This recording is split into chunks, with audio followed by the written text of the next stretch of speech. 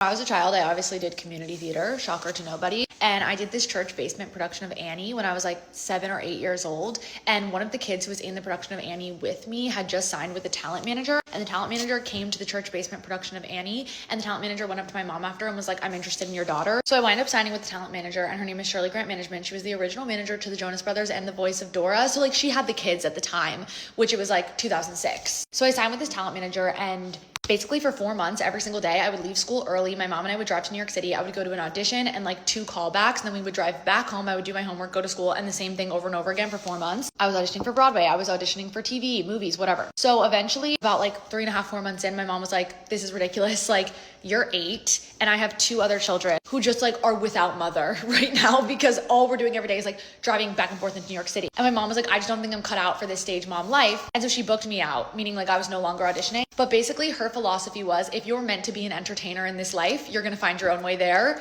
This is insane though. And you know what? Valid for that. It honestly only made me work harder. But basically when you're auditioning like that, you have a book of songs and monologues that you sing and do depending on the audition. And you have a lot of songs and a lot of different monologues. You have like a comedic monologue, and you have like a dramatic monologue, and then you have like a classic musical theater ballad, and then you have like a more upbeat musical theater choice, and then you have a pop selection.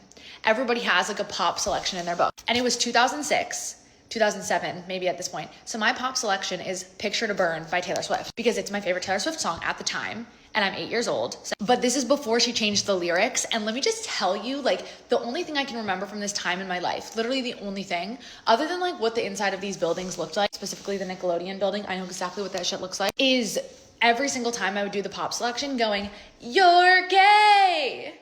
And then just like, I'm 8 years old being like, "You're gay," because she hadn't changed the lyrics yet of Picture to Burn. And every single person, like, they're not judges obviously, but like whoever's there, like behind the audition table, just like absolutely like eating that shit up. An 8-year-old. Anyway, all's well that ends well. I wasn't that bitter that my mom booked me out, because honestly, it's kind of a lot. Like, that shit is not for the weak. Like, being a child actor, not for the weak.